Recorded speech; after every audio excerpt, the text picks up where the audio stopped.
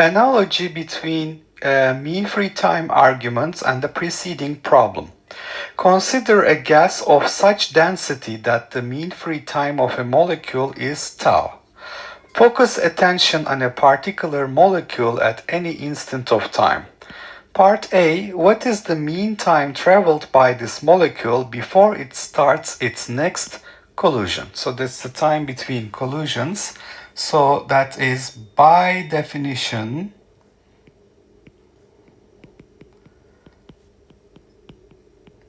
the mean free time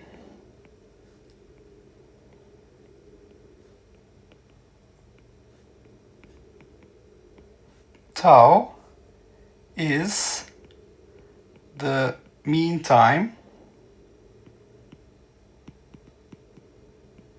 between successive collisions.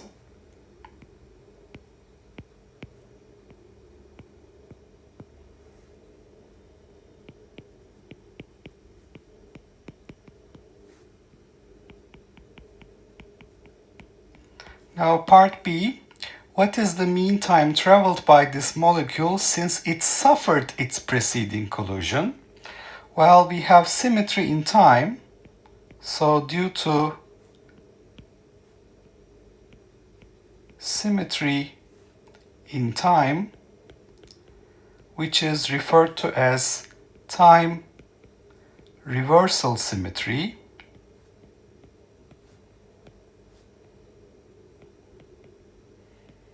the mean time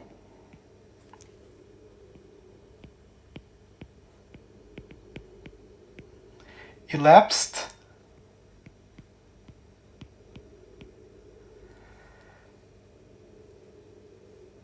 before the collision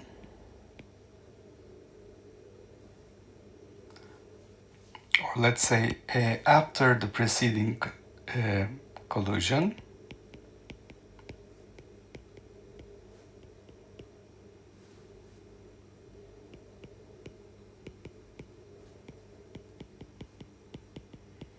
is also tau, the time between collisions. And part C, suppose that the molecule has just experienced a collision. How would the answer to part A be affected by this information? Well, the fact that it had a collision does not change the statistics of the situation because it's just like tossing a coin. The collisions are independent of the past. These are statistically independent events. Therefore, we can say that the answer is unaffected.